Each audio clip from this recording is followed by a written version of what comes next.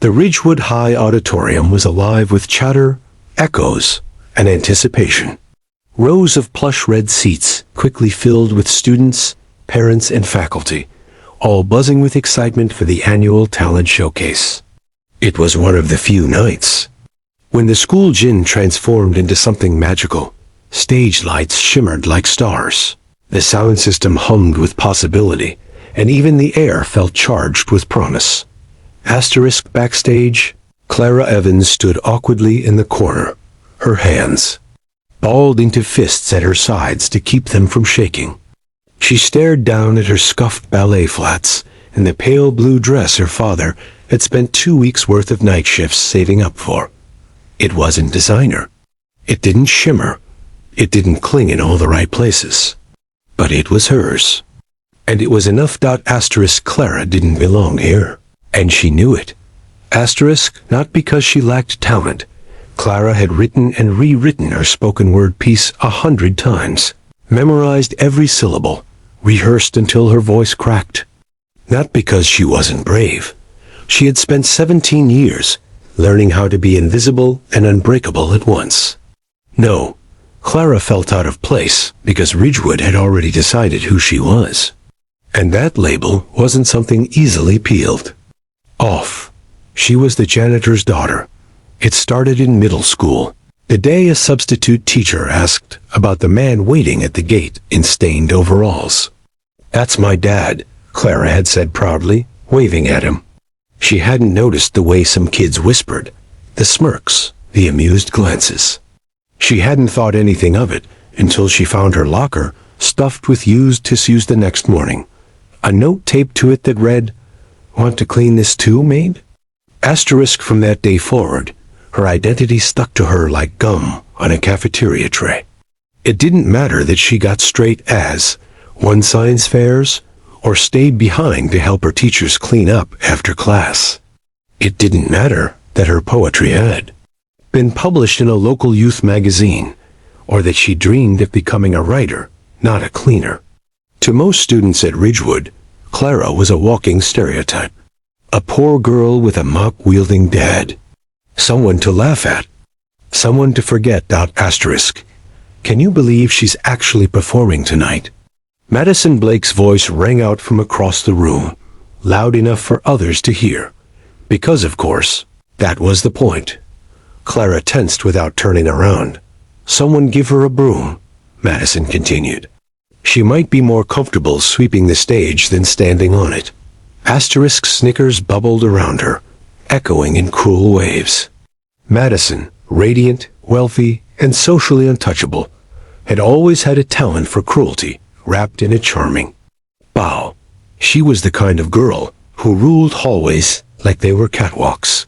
Her friends followed her like planets orbiting a star, each one shining with curated perfection. Clara had never wanted to be like her, but she had once wanted to be seen by her, as human at least. That hope had died long ago. Asterisk Clara's heart pounded in her chest. Not from fear of failure. She had already lived through the worst parts of judgment. No, her fear was simpler, that no one would care.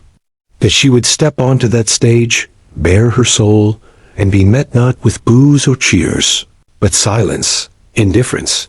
That would hurt more than anything. "Clara," a voice whispered beside her. Asterisk, it was Mr. Reynolds, the drama teacher and tonight's stage manager. His soft eyes were kind but urgent.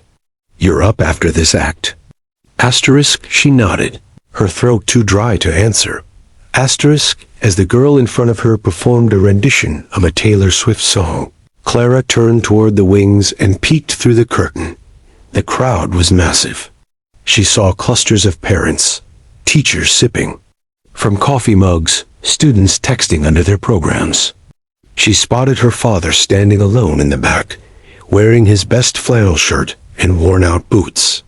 He looked out of place and nervous, clutching a small bouquet of daisies. Asterisk, he smiled when he caught her looking. That quiet, unshakable smile she'd seen every morning since she was little. The one that said, "You've got this, even if they don't believe it." Asterisk, she smiled back. It was all she needed, Asterisk her mother had left when Clara was 8, unable to handle the weight of bills and broken dreams. But her dad had stayed, always, through double shifts, school plays, heartbreaks, and stomach flus. He was the man who scrubbed, gum off desks and graffiti off lockers, and who read her bedtime stories using silly voices until she fell asleep. He was also the man who taught her never to let her circumstance define her worth. Asterisk Clara drew in a breath, deep and slow. The song ended. A ripple of applause. Then silence. Mr. Reynolds gestured. It was time. Asterisk Clara walked forward, her steps light but steady. As she emerged onto the stage, the lights hit her like a wave of heat. The microphone stood at the center, like a challenge. The auditorium fell into an odd hush. A few stifled laughs, a few murmurs. Some students recognized her. Others were curious. No one expected much. She adjusted the mic slightly, and then paused. Asterisk her pulse thudded in her ears, louder than anything else in the room. Her fingers trembled, so she clasped them behind her back. For one terrifying second, she imagined herself running off stage, disappearing, letting the moment slip through her fingers like sand. But then she remembered. Words were her power. She hadn't come here to impress. She hadn't come here to prove herself to people who didn't care. She had come here to speak. And that was enough. Asterisk Clara leaned into the microphone, her voice quiet but steady. Asterisk, my name is Clara Evans. I'm a senior. Some of you know me. Most of you don't. But all of you know my father, whether you realize it or not. He's the man who mops your spilled soda in the lunchroom, who unclogs toilets after football games, who scrubs away your vandalism so your parents never see it. He's been here longer than most of you have been alive, and he's proud of every second of it. Asterisk, the auditorium grew still. You could hear a cough in the back row. Asterisk, I used to be ashamed of that. I used to avoid eye contact when people pointed at him. I thought if I stayed quiet, if I shrank small enough, no one would notice where I came from. But I've learned something over the years. She stepped forward slightly. You don't get to choose your beginnings, but you do get to choose your voice. Asterisk, and with that, she launched into her spoken word. Asterisk, but that performance, the one that would bring the entire auditorium to its feet, is a story for part 2. Clara's voice echoed through the auditorium with a clarity that caught even the air off guard. You don't get to choose your beginnings, but you do get to choose your voice. Asterisk, a hush fell over the crowd, not the kind born of politeness or waiting for something impressive, but the kind that comes when people realize something real is happening. Something they hadn't expected. Something they hadn't prepared for. Asterisk Clara took one more step toward the edge of the stage, breathing into the quiet. Then she began her spoken word, not reading from a page, not from memory like a recital, but delivering it from somewhere deeper. From her core, greater than I've learned. Silence isn't safety. It's a prison built by fear, lined with shame. Asterisk, with walls made of whispers and judgment. And I lived in that cell for far too long. I was the shadow in your hallway. Asterisk, the forgotten name. On a perfect attendance list, I was the girl who looked away when you laughed. At me, around me, through me. She paused to let the weight settle. Greater than. You laughed at my father's shoes, the ones worn thin by honest work. You mocked his uniform. Asterisk, blue, faded, and always a little too big. Asterisk, as if it made him small. The crowd sat frozen. Even Madison.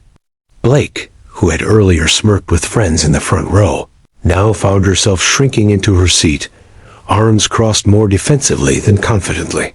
Her smile had faded, replaced with something she didn't quite recognize. Guilt, maybe, or discomfort, or the first sting of realization. Asterisk, greater than. He doesn't wear suits, doesn't drive a Tesla, doesn't take vacations in Aspen asterisk or post-weekend, brunches online. But he wakes up at 4 a.m. and comes home after midnight. Asterisk, just to make sure your world stays clean. Asterisk. Clara's voice didn't shake anymore. It soared. He knows every hallway in this school by heart, not the one where Jenny broke up with Mike. Asterisk. The stairwell where Adam tripped and said it was on purpose. Asterisk. The locker where Madison carved her initials and blamed someone else. There were gasps, not loud ones, but noticeable. Greater than, he's seen your tantrums, picked up the consequences of your recklessness, and he never complained. Not once. Because dignity isn't about status. It's about showing up, doing what's right, and going home knowing you gave the world your best. Asterisk. By now, the auditorium was a vacuum. The only sound was Clara's voice, filling every inch. Asterisk. Teachers leaned forward in their seats, visibly moved. Parents exchanged glances. Some students looked at the floor. Others stared straight ahead, riveted. Something was happening, something unusual. Truth had entered a space typically occupied by glitter and performance. And it wasn't flashy. It was raw. Greater than. You made me feel small, like I had to earn the right to exist. Asterisk. Like silence was safer than speaking. Like I wasn't enough. Because of a name, a paycheck, a job. Her voice dropped in volume, but not in intensity. Greater than. But here's what I know now. I am not the dirt beneath your designer heels. I am not the punchline in your group chat. I am not your pity, your project, or your shame. I am the daughter of a man who works harder than most of you will ever understand. And I'm proud. Asterisk. Not ashamed, proud. Asterisk. There was movement in the back of the auditorium. Clara glanced up. Her father had stepped into the aisle, bouquet of daisies still clutched in his calloused hands, his eyes glossy with emotion. Greater than. So if you came here tonight, expecting to laugh, asterisk, to roll your eyes, asterisk, to whisper something cruel and forget me tomorrow, know this. I am unforgettable. Asterisk, not because I shout, but because I tell the truth. And the truth is this. My father cleans your mess. I clean your ignorance. Asterisk. The last line rang like bell, clear and firm. Asterisk. She stood for a moment in the stillness, her chest rising and falling with the weight of everything she had just let go. Then she stepped back from the mic and bowed. Not a theatrical bow, not one seeking applause, but a small, graceful gesture of closure. The silence hung for one last beat, and then clap. One person, then another, then another, then a wave. Asterisk. Entire auditorium erupted into a standing ovation, a swell of applause that drowned out every earlier whisper, every snicker, every memory of ridicule. It wasn't polite. It wasn't performative. It was genuine. Asterisk. Some students even cheered. Others simply stood, unsure why tears had gathered in their eyes. It wasn't just the power of the words. It was the courage of them, the honesty, the mirror they held up. Asterisk. Backstage, Mr. Reynolds wiped his eyes and whispered to a student beside him. That was something special. Asterisk. Madison didn't stand. She stayed seated, her arms folded, her jaw tight. But she didn't look smug anymore. She looked young, exposed. The kind of exposed that only happens when you realize you've been part of a story, not as a hero, but as someone else's lesson. Asterisk. Clara walked off stage as calmly as she'd come on, but inside she was trembling. Not from fear, but from release. She had said what needed to be said. Not for applause, not for recognition. Asterisk. For herself, for her father, for every student who had swallowed their voice because they didn't fit. Asterisk. She found her dad waiting just outside the side exit. When she saw him, something in her chest cracked open. Asterisk, you okay? He asked, his voice hoarse. Holding out the daisies. Asterisk Clara took the flowers and hugged him tightly. Yeah, she whispered. I am now. Asterisk he pulled back and looked at her with that same proud, quiet smile. You were brave. Asterisk, I had to be, she said. You taught me that. Asterisk they walked out into the night, where the stars didn't care about status, and the moonlight painted both their shadows the same shade of strong. Asterisk inside the auditorium, people would talk about her performance for days. Teachers would share the video. Students would replay it on their phones. Even Madison would go home, and, maybe for the first time, think about someone other than herself. Asterisk, but Clara? She didn't need any of that. She had already won, not the talent show, but something far bigger. She had reclaimed her voice, and for the first time in her life, she was no longer the janitor's daughter. She was simply Clara Evans, and the world had finally listened.